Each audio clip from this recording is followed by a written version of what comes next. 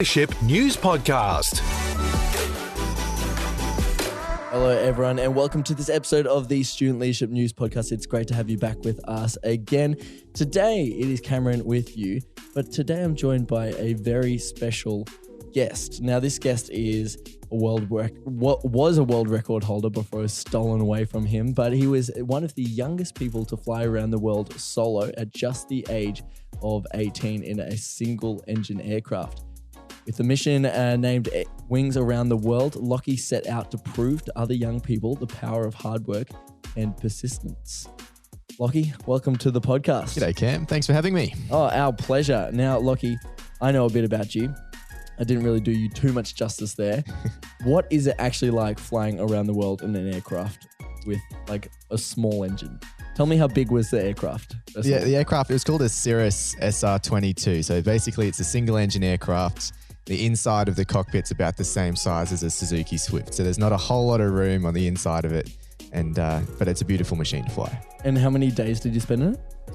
The trip itself was 54 days and I was flying every second day. So a lot of time, 155 hours over 2 months. Oh my goodness, that's a lot of hours. I don't know if I could spend that much time in such a small area.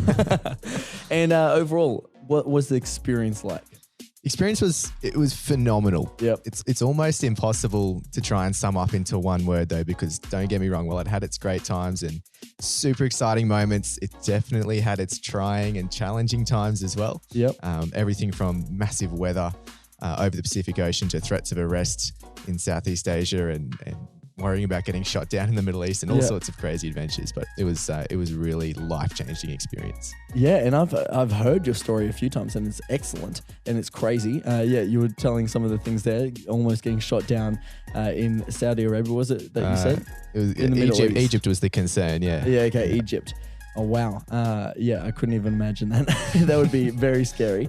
But that's not all you do. So you've flown around the world and at the young age of 18, you just finished school at the time, am I correct? Yes, the year before.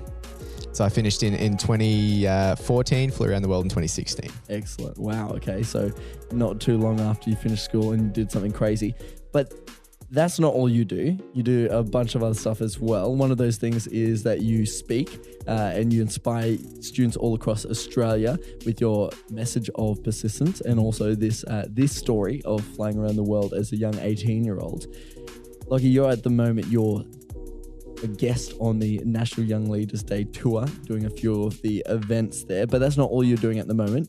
Share with everyone before we jump into this episode, what's some of the fun, exciting speaking engagements that you've got coming up? Sure, certainly. We've got some really exciting things happening at the moment on the speaking front. Yep. So, of course, the tour with you guys, National Young Leaders Days.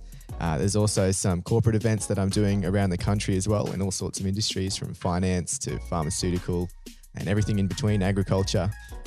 Speaking about how young people can be integrated into business and the best ways to lead your young staff. And it's an absolutely phenomenal experience and journey getting out there, motivating people and sharing a bit of my story and experience.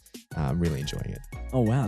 That is sensational. And then coming up, you've got some speaking gigs with Just Schools, where schools can book you to come in and share your story, right? That's correct. Yes, in June, we've got the first, hopefully, of a few school speaking tours in Southeast Queensland in June this year. Excellent. Okay, well, we'll put some details at the end of this podcast that people can jump on and they can express their interest if they want to do that. But for now, let's jump into the podcast and we're going to hit it straight in with a BLT. BLT, Best Leadership Tip. BLT, Lachie, Best Leadership Tip. But we always talk about sandwiches here. For some reason, it's just the theme of the podcast. Caleb in particular really likes his BLTs. Are you a BLT fan?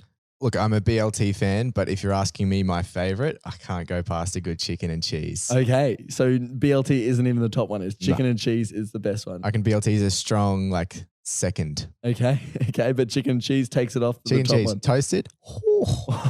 Okay, maybe we'll have to make a segment called the chicken and cheese segment or something. I like reckon. That. I love that. Okay, BLT is probably one of my favorite, but I probably actually like the chicken and cheese if it's toasted. Maybe equals BLT. I'm converting one by one. Yeah. It is a great one, but that's not what we're going to talk about. We always get sidetracked with the food. All right. Lachie, BLT, what's your best leadership tip for students out there? Look, I'm going to say my best leadership tip is not being afraid to learn from the hard times. So this is a classic trap. A lot of people, especially, and I made this early on when I hit my first leadership position with the Air Force cadets. When you get into a leadership position for the first time, you think, that's it, I've made it. And now everyone's going to learn from me and I'm going to be able to tell people what to do. But the truth is you never learn more or in a faster fashion than when you get into a leadership position. I'll give you an example. When I was preparing for the world flight, obviously I did a lot of aviation preparation. I wanted to be as prepared as I could be as a pilot because what I was going to do is potentially very dangerous, obviously. And so as part of that preparation, I was flying around Australia in my light aircraft, a Cirrus that I called Albert. And I was flying across in this particular day from Melbourne down over to Tasmania. Okay, and that's usually what kind of weather is this like across there? Because I know the water usually is pretty crazy, Tasman Sea kind of area. Yep. Same in the air? Look, it depends on the day. Sometimes you can have a beautiful clear day, nice and sunny. And other times you got raging storms all the way across the Bass Strait. Yeah, okay. And on this day in particular, it was forecast to be not too great, but I had plenty of fuel on board. I knew I could turn back if I needed to and get out of the weather. And what I should have done in reality, in the hindsight of experience, is not risked it at all. Yeah. But I decided I wanted to know the limitations of my aircraft and my limitations as a pilot. And so I started across on this day when there's a few storms around. And as I reached the north coast of Tasmania, everything was relatively smooth sailing up until then. A massive band of storms was ahead of me. And instead of going back, I thought I'll try and make it through. I had some weather reports in front of me. I didn't realize they were a bit too old. I wasn't getting live data. Oh, no. And as soon as I entered into those storms, instead of going around them like I'd planned to, I ended up right in the middle of one of the storms. The aircraft's being tossed around the sky. I'm in there 18. This is the first time I've been in a really scary situation in an aeroplane on my own. And then it all hit me at once that I need to take an ego check, like right here. Yep. And I fought the aeroplane down and eventually did land it safely in 65 kilometre an hour gusting winds into Launceston after massive electronic failures, instrument dropouts, communications failures. My tracking system had alerted my whole family that the aircraft was in distress and like everything had gone wrong at this one moment. And I thought, I haven't even taken off yet. Like this has got to be the worst it can possibly get. Yep. Fast forward 3 months, I'm now on the world flight and I'd done my first 2 legs over the Pacific Ocean. I'm now flying between 2 little islands.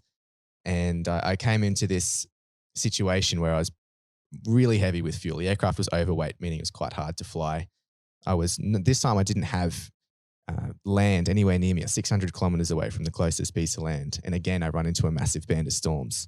And again, the aircraft's being tossed around and I lose all my communications and I lose my engine instruments and things are going wrong. But now that I had the hindsight and the experience of where I'd massively failed, I realized that setbacks are the foundations to success. And that time that I'd failed massively in Tasmania was now the opportunity that I needed to learn. And now I was able to get through this situation, which was exponentially more dangerous in a really safe manner. And I managed to land the aircraft safely 8 hours later. Oh, good job. That's insane. So everything in the aircraft dropped out. Everything, like the aircraft turned off basically in like lame person terms. The engine was still running, but essentially the electronics got overloaded because of a static buildup because of all the rain clouds outside.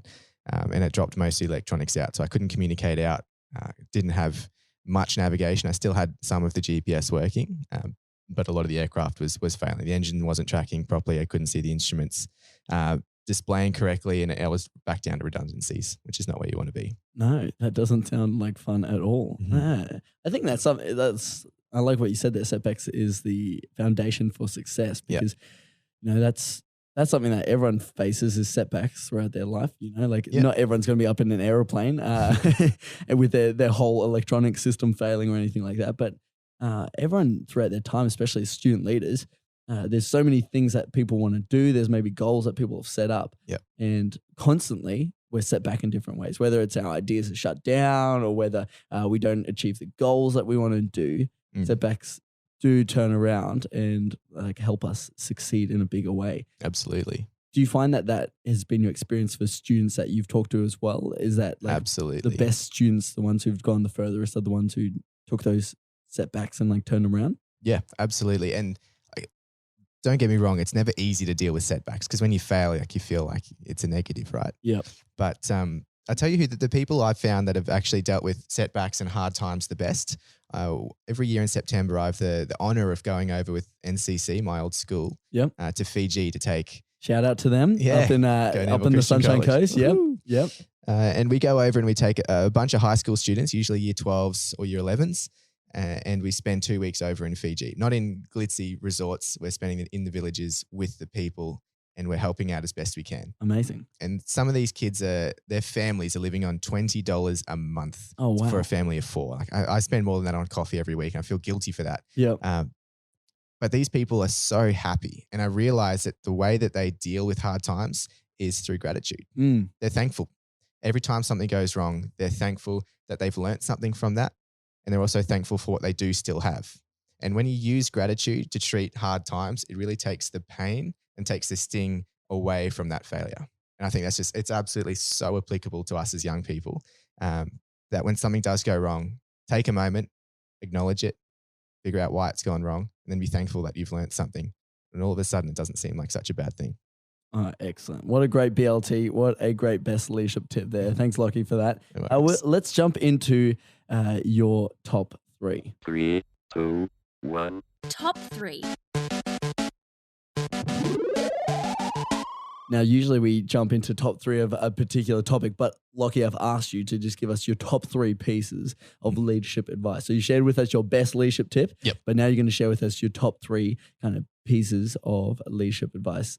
Go away, go with them. Go with all of them and tell us all more. Sure. All right. So the first one I think I'd like to talk about is probably leading by example. When we're in a leadership position, especially as a young person, one thing we tend to lack is credibility, right? Because we don't have a lot of runs on the board. We haven't had a lot of time to prove ourselves. And so in that time when we're leading with that set of circumstances, it's really important that you never ask someone to do something you wouldn't be willing to do.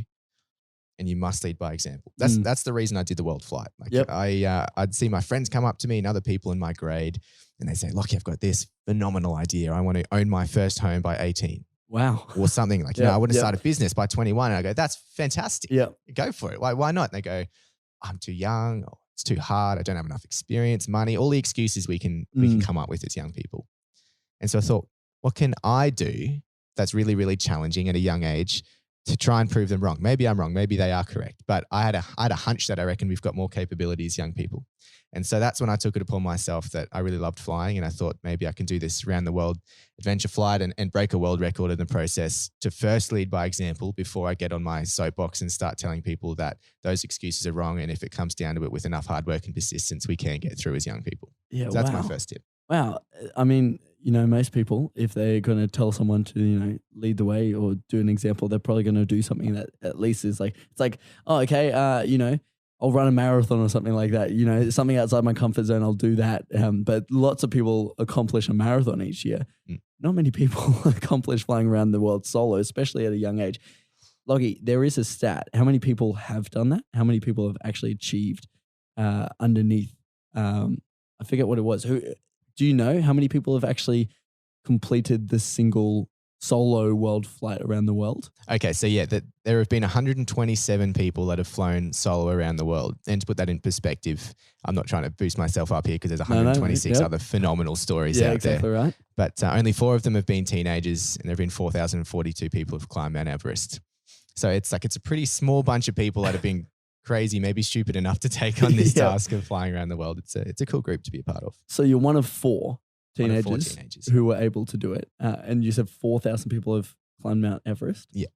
Which everyone already thinks is a mighty, mighty feat to achieve.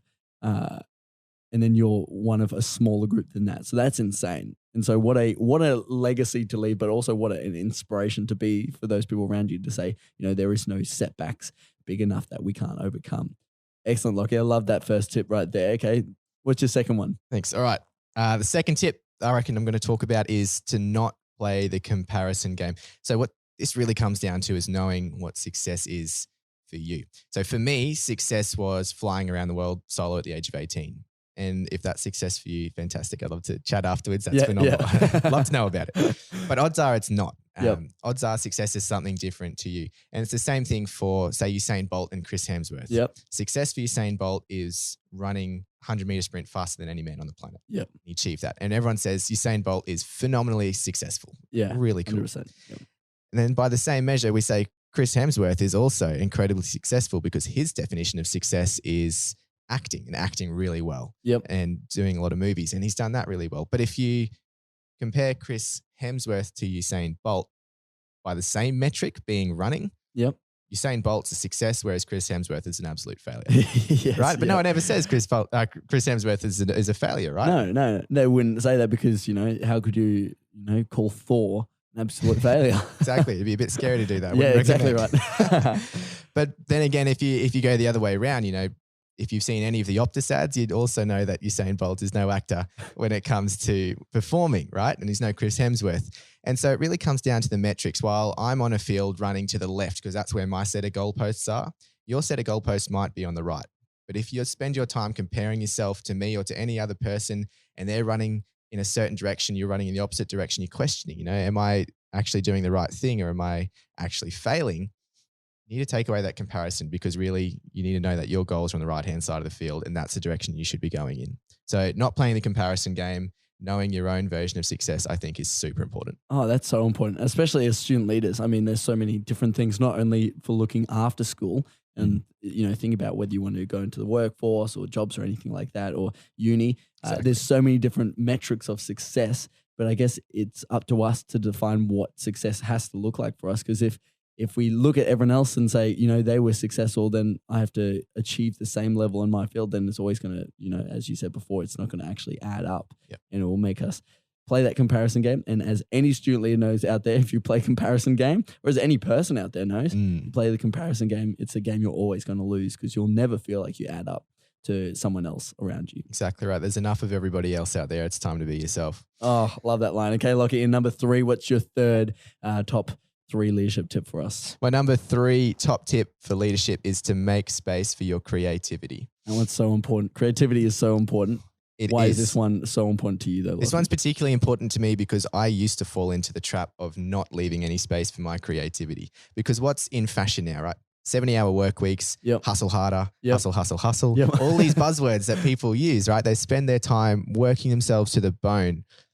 But when do your best ideas come, Cam? Have you think about it? Definitely in the shower. The shower. Definitely in the shower. Absolutely. And I always am like, oh, this is the best idea I've ever come out with. And then I jump out of the shower, I'm to my phone like 3 minutes later and I've forgotten the idea. Exactly. That's exactly right.